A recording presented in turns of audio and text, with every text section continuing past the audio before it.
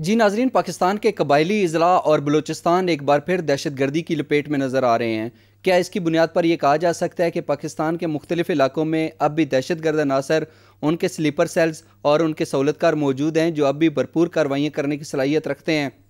अगर हाँ, तो उनसे निपटने के लिए पुलिस फोर्स क्या किरदार अदा कर रही है, किस तरीके से हिकमत अमली अपना रही है, और इन शिद्दत पसंद अनासर के खात्मे के लिए ऑपरेशन रद्दुल फसाद के तहत किस तरह से search operations, intelligence based operations और कॉम्बिंग ऑपरेशंस किए जा रहे हैं, इसी पर बात करने के लिए हमारे साथ टेलीफोन लाइन पर मौजूद हैं तारिक इकबाल, DPO अपर दीर। तारिक साहब, thank you so much for being with us. बहुत शुक्रिया जी, बहुत शुक्रिया, आपकी बड़ी मेहरबानी जो आपने हमें लाइन पे लिया। बहुत शुक्रिया। अच्छा DPO साहब, ये बताइएगा कि 2020 में अपर दीर पुलिस ने दहशत गर्दी के खिलाफ इकदामात के हवाले से ऑपरेशन रद्दुल फसाद के तहत कितने सर्च ऑपरेशंस किए और किस तरह के अनासर को गिरफ्तार किया गया?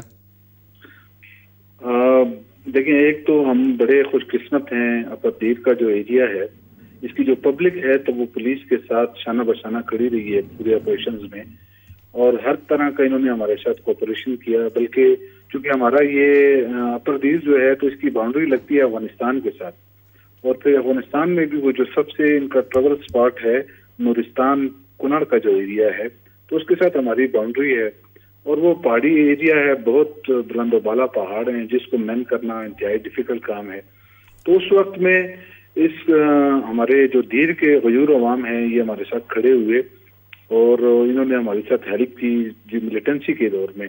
अभी अल्हम्दुलिल्लाह 2020 में हमने तकरीबन कोई 472 ऑपरेशन किए अपनी दीगर जो सिस्टर एजेंसीज हैं उनके साथ मिल के, और इसमें तकरीबन कोई 334 के करीब हमने सस्पेक्ट को गिरफ्तार किया, जिसमें 190 जो मुजरिमान इश्तिहारी थे वो हमने अपनी हैंड किए, और इसके अलावा 4 खतरनाक दहशतगर्द जो 2009 की मिलिटेंसी में हमें दरकार थे वो हमने अरेस्ट किए। इस ऑपरेशन के दौरान हमने काफ़ी असला जो था वो रिकवर किया, मुख्तलिफ किस्म का असला था। इसमें चूंकि ये पहाड़ी एरिया है, आपको पता है यहाँ पे बात क्लाशनकोव से नहीं होती, उससे बड़ी बड़ी गन्स होती हैं, तो मटर के गोले हमने रिकवर किए। उसके अलावा बारूदी जो मवाद है जो IDs वगैरह में इस्तेमाल होता है 50 किलो के करीब वो हमने बरामद किया। कोई 20,000 से ऊपर हमने मुनेशन जो है तो, और इसके अलावा कुछ लाइव बम वगैरह हमने जो रिकवर किए। जी जी। अच्छा सर, ये बताइएगा, आमतौर पे एक तासर पाया जाता है कि पाकिस्तान मुखालिफ कार्रवाइयों में भारतीय खुफिया एजेंसी रा और अफगान खुफिया एजेंसी NDS का गठजोड़ मौजूद है, और पिछले कुछ अरसे से हम देख रहे हैं कि बलूचिस्तान और पाकिस्तान के कबायली अजला में एक बार फिर दहशत गर्दी के वाक़यात में इजाफा दिखाई दे रहा है। तो इस सूरत हाल के पेश नज़र अपर दीर की पुलिस को दहशत गर्दी से और दहशत गर्द अनासर से बचाने के लिए आपने कौन कौन से और किस तरह के मौसर इंतजाम किए हैं? बिल्कुल जी, इसमें कोई दो राय नहीं है। हमारे जितने भी मिलिटेंसी और टेररिज्म के वाक़यात हैं इसमें जो है हमारे एक्सटर्नल और जो हमारी डेमोग्राफी है, जोग्राफियाई हमारा सीप है, कि सारे निशाने पे हैं। दीर पुलिस ने बल्कि पूरे हमारे KP में प्रोविंस में जो एक बेहतरीन काम हुआ है मिलिटेंसी और टेररिज्म के खिलाफ, वो तमाम एलीज हमारी जितनी भी हमारी सिस्टर एजेंसीज हैं उन्होंने इंफॉर्मेशन टेक्नोलॉजी को वसअत दी है, एक नेटवर्क बनाया है इंफॉर्मेशन शेयरिंग का, क्योंकि मिलिटेंसी और टेररिज्म बगैर इंफॉर्मेशन की आप इसको काउंटर नहीं कर सकते जब तक मौसर इंटेलिजेंस शेयरिंग नहीं होगी।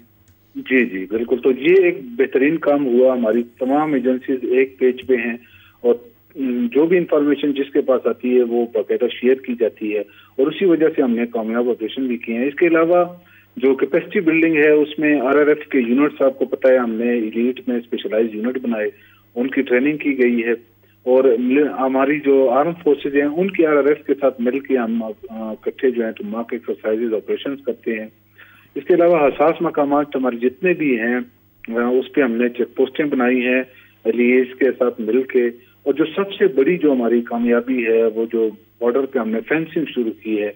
हालांकि बिलीव करें ये तकरीबन 12,500 से ऊपर की हाइट्स हैं, और वहाँ पे जो है तो अभी पूरी वो स्नो पड़ी होती है, कम से कम कोई 8-8 फुट 10-10 फुट स्नो पड़ी होती है, लेकिन वहाँ पे अल्हम्दुलिल्लाह हमारे जो फोर्सेस के जवान हैं उन्होंने फेंसिंग भी की है और वहाँ उनको मैन करते हैं।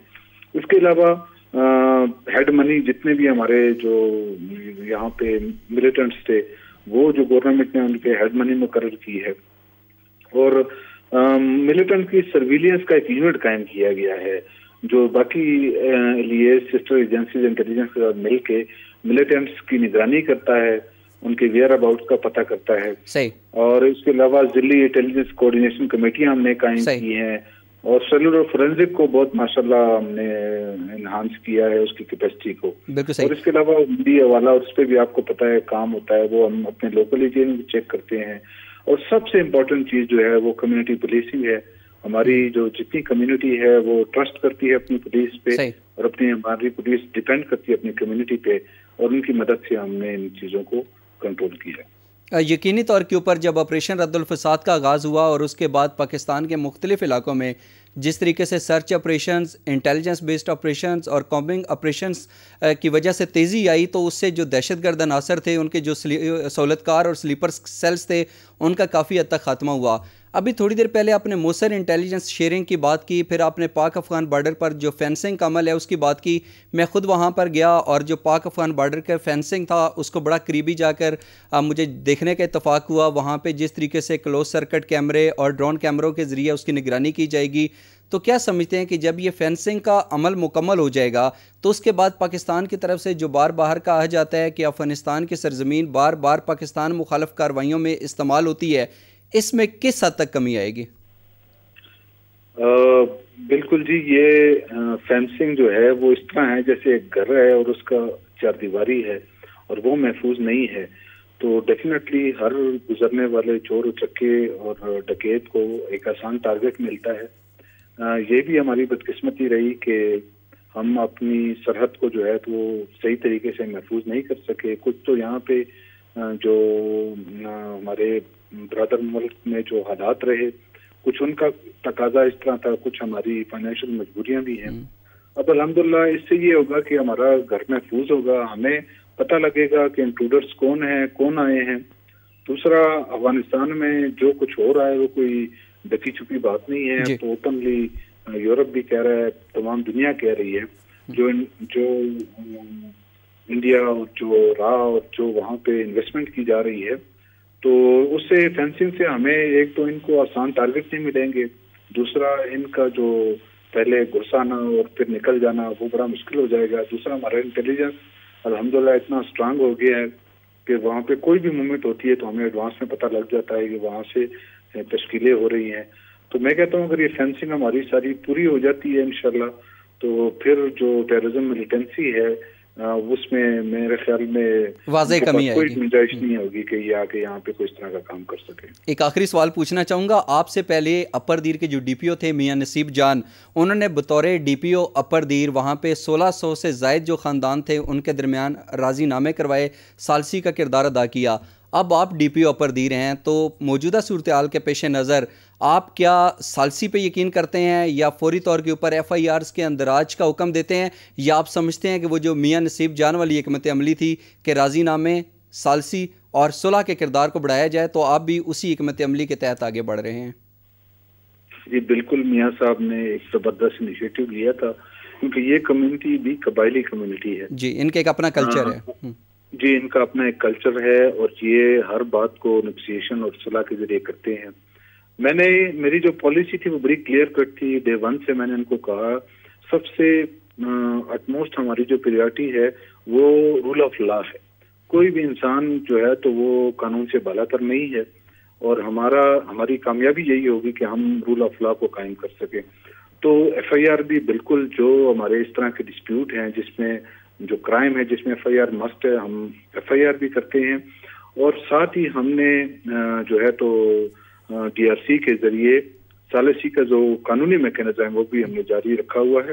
آپ کو حیرت ہوگی کہ میاں صاحب نے تقریباً 27 مہینوں میں 1600 انہوں نے راضی نامے کروائے تھے، جو بڑی اچیومنٹ ہے.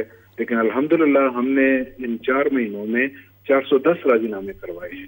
اور جو سارے بڑے بڑے مرڈر کے اور اس طرح کے ڈسپیوٹس ہیں جس کو ہم نے سالو کروایا ہے، لینڈ کے ڈسپیوٹ ہیں جس پہ کئی مرڈر ہو سکتے تھے، اور وہ الحمدللہ ہم نے ثالثی کے ذریعے اور مفاہمت کے ذریعے حل کروائے ہیں تھرو ٹی آر سی.